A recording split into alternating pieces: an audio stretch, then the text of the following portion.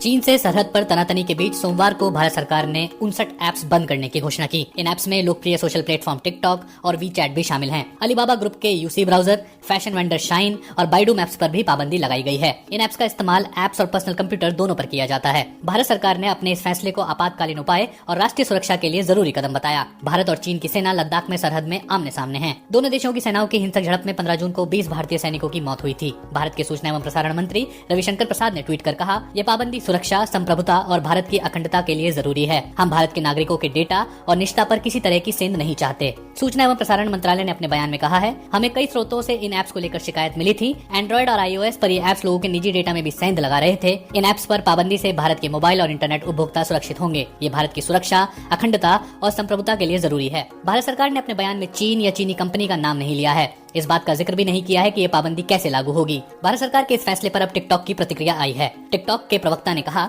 भारत सरकार ने 59 ऐप्स पर पाबंदी को लेकर अंतरिम आदेश दिया है। बाइट डांस टीम के 2000 लोग भारत में सरकार के नियमों के हिसाब से काम कर रहे हैं। हमें गर्व है कि भारत में हमारे लाखों यूजर्स हैं। टिकटॉक ने अपने बयान में ये भी कहा कि हम लोग भारत सरकार के आदेश को मानने की प्रक्रिया शुरू कर रहे हैं। हम लोग सरकार के सामने अपनी बात रखने की कोशिश भी कर रहे हैं। टिकटॉक डेटा की निष्ठा और भारतीय कानून के हिसाब से सुरक्षा जरूरतों का पालन करता है। हम भारतीयों का डेटा किसी भी विदेशी सरकार के साथ साझा नहीं करते, यहाँ तक कि चीन की सरकार को भी नहीं देते। हम यूजर्स की निष्ठा का मजबूती से सम्मान करते हैं। टिकटॉक इंडिया के प्रमुख निखिल गांधी का कहना है कि टिकटॉक ने इंटरनेट का लोकतांत्रिकरण किया है। ये 14 भारतीय भाषाओं में है। भारत में लाखों की संख्या में यूजर्स हैं। ये उनके लिए मंच है जिनकी प्रतिभा अनदेखी रह जाती है। कई तो ऐसे यूजर्स हैं जिन्होंने इंटरनेट का इस्तेमाल टिकटॉक से ही जाना है। टिकटॉक ने कोरोना वायरस को लेकर पीएम केयर्स में 30 करोड़ रुपए का चंदा भी दिया था। चीन की सत्ताधारी कम्युनिस्ट पार्टी के अंग्रेजी अखबार ग्लोबल टाइम्स ने भारत सरकार के इस फैसले पर लिखा है कि ये कदम ऐसे वक्त में लिया गया है जब दोनों देशों के बीच तनाव बढ़ रहा है। भारतीय सैनिकों ने चीन से लगने वाली सीमा को पार कर गैर कानूनी गतिविधियों को अंजाम दिया और चीनी सुरक्षा बलों पर उकसावे वाला हमला किया। इससे 15 जून को गलवान घाटी में चीन और भारत के सीमा सुरक्षा बलों के बीच जानलेवा झड़प हुई।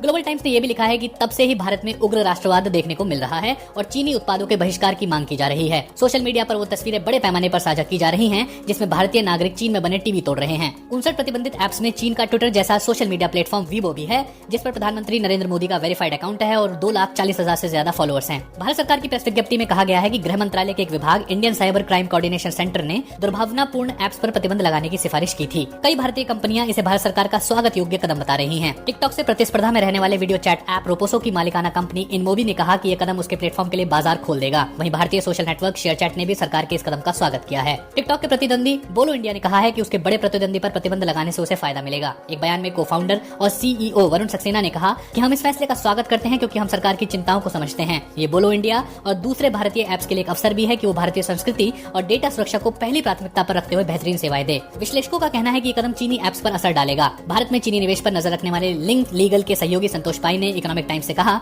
सामरिक दृष्टि से देखें तो इससे आर्थिक दबाव बढ़ेगा क्योंकि ये ऐप्स भारतीय बाजारों पर बहुत ज्यादा निर्भर थे। कानूनी दृष्टिकोण से देखें तो भी एक मजबूत कदम है क्योंकि राष्ट्रीय सुरक्षा के आधार वाले मसलों को अदालत में चुनौती देना मुश्किल होता है। वो ये भी कहते हैं कि क्या भारतीय ऐप्स इस जरूरत को पूरा कर पाते हैं या अमेरिकी ऐप मार्केट शेयर पर कब्जा कर लेंगे, ये भी देखना दिलचस्प होगा। वहीं भारतीय सोशल ऐप्स के निवेशकों का कहना है कि चीनी ऐप्स पर पाबंदी लगने की वजह से प्रतिस्पर्धा में कमी आएगी।